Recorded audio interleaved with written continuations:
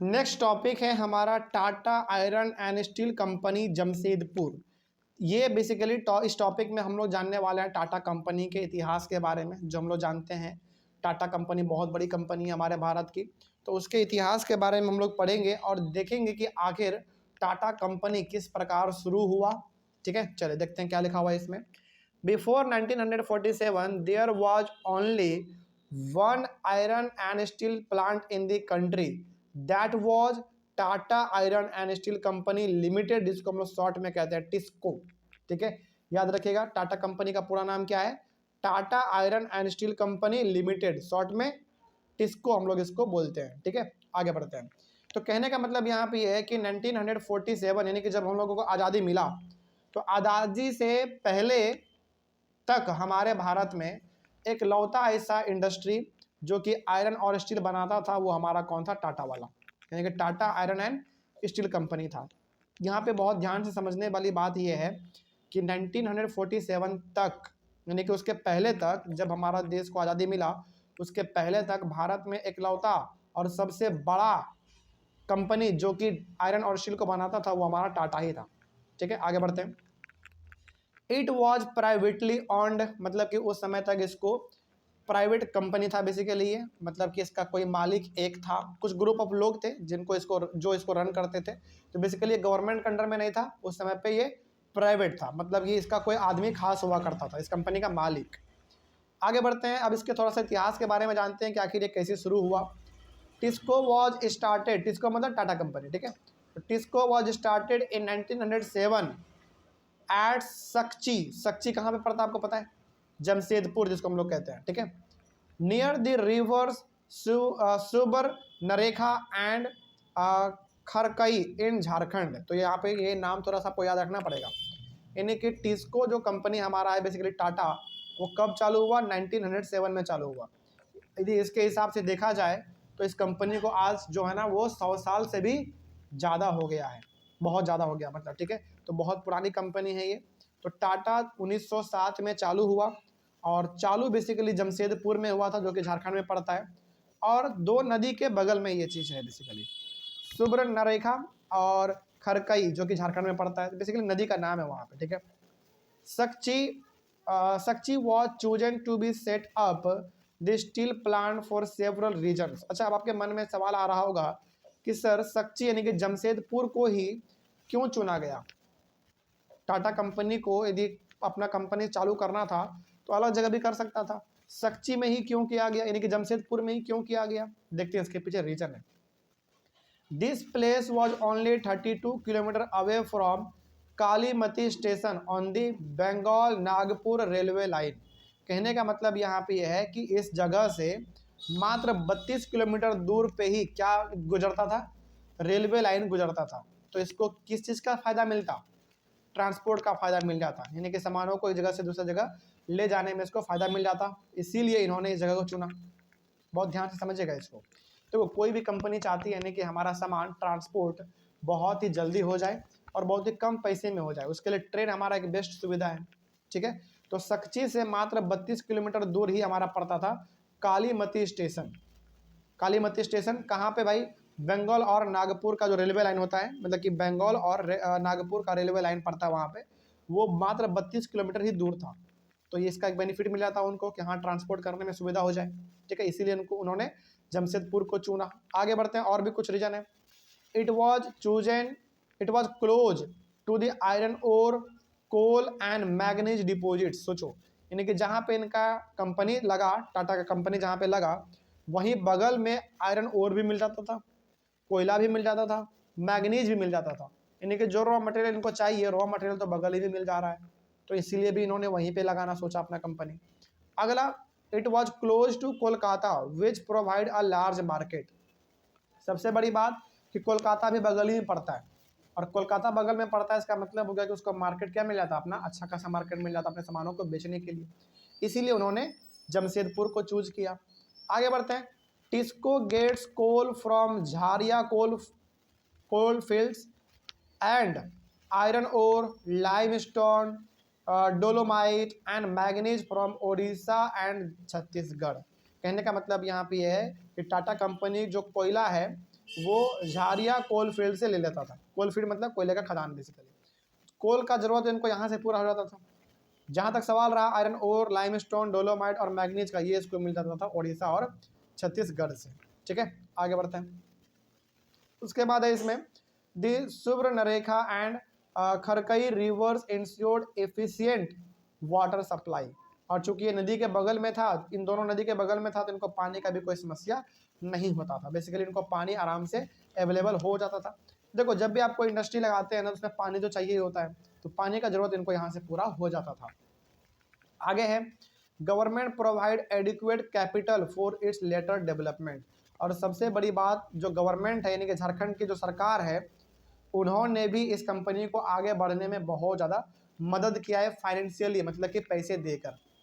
मतलब कि टाटा कंपनी को कहा गया कि आपको जो भी पैसे का जरूरत पड़े आप पैसा लो, लेकिन अपने कंपनी को आगे बढ़ाओ। ठीक है, आगे बढ़ते हैं फिर। उसके बाद है in Jamshedpur several other industrial plants were set up after TISCO. यानी कि टाटा कंपनी जब सेटअप हो गया जमशेदपुर में, तो इनको देखते देखते बगल बगल में और भी बहुत सारे कंपनी यानी कि प्लांट लगने चालू हो गए। प्लांट का मतलब यहाँ पे पेड़ पौधा नहीं समझना है, प्लांट का मतलब यहाँ पे इंडस्ट्री लगने चालू हो गए। लेकिन सबसे पहला जो लगा वो टाटा कंपनी ही था।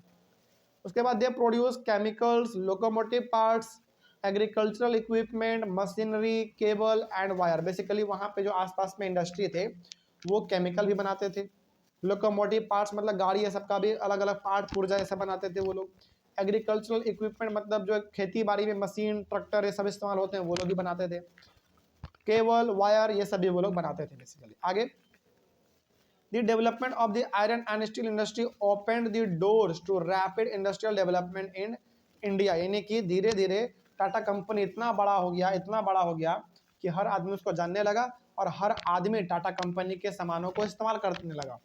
और जब भी किसी चीज़ का इस्तेमाल लोग ज़्यादा करते हैं तो उसका डिमांड क्या हो जाता है, बढ़ जाता है। और डिमांड बढ़ने के वजह से टाटा कंपनी भी बहुत ज़्यादा प्रॉफिट कमाने लगा, यानी कि वहीं से उसका जो तरक्की का रास्ता था वो खुल गया था।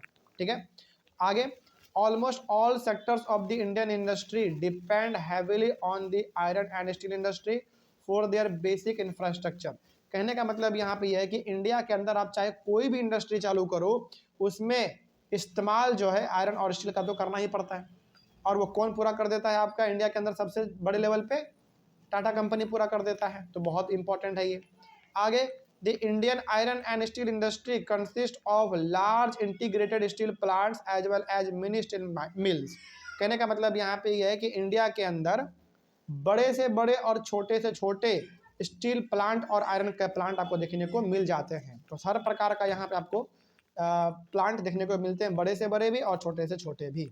ठीक है, तो ये हो गया हमारा टाटा कंपनी के बारे में पूरा का पूरा जायजा। आगे बढ़ते हैं। उसके बाद इसी के अंदर हम लोगों को पढ़ना है पीटर्सबर्ग के बारे में। छोटा सा टॉपिक ये भी है, इसको भी हम लोग पढ़ लेते हैं। आखिर पीटर्सबर्ग के बारे में क्या कहा जा रहा है इसमें कहा जा रहा है it is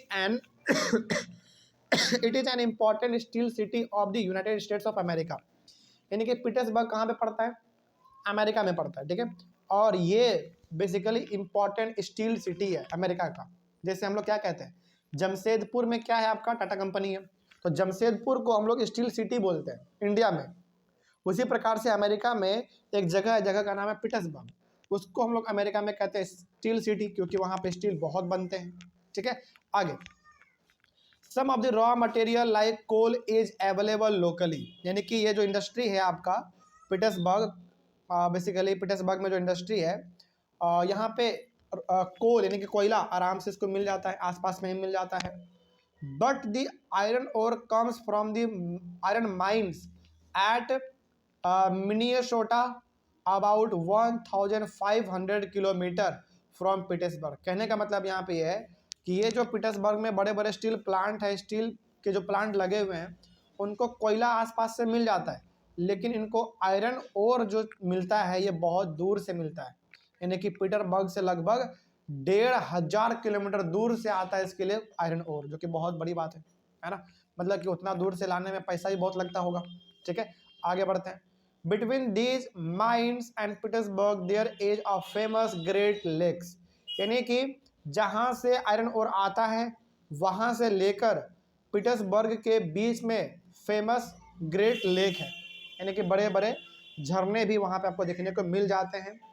trains carry the iron ore from the Great Lakes to the Pittsburgh. कहने का मतलब यहाँ पे है कि ट्रेन जो पास होता है वो पीटर्सबर्ग तक लेकर आता है आयरन ओर को, लेकिन वो ग्रेट लेक्स के थ्रू होते ही आता है, उधर से ही आता है। उसके बाद the Ohio, the Monongahela and Allegheny rivers provide adequate water supply. तो ये कुछ ऐसे नदी के नाम है वहाँ पे, ठीक है, ये उनको पानी देने का काम करते हैं उस इंडस्ट्री को। Today very few of the largest steel mills are in Pittsburgh itself. लेकिन दुर्भाग्य पीटर्सबर्ग का ये है कि जिसको हम लोग पहले यानी कि पीटर्सबर्ग को पहले स्टील सिटी के नाम से जानते थे, वहाँ पे धीरे धीरे जो स्टील का प्लांट है वो धीरे धीरे क्या हो रहा है, कम होता जा रहा है। ठीक है, आगे बढ़ते हैं। They are located in the valleys of the Ohio, Monongahela and Allegheny rivers. तो बेसिकली पीटर्सबर्ग से निकलकर सारे इंडस्ट्री हमारे कहाँ आ रहे हैं, इन नदी के बगल में आ रहे हैं। ठीक है, वहाँ पे बेसिकली पीटर्सबर्ग अब धीरे धीरे खाली हो रहा है।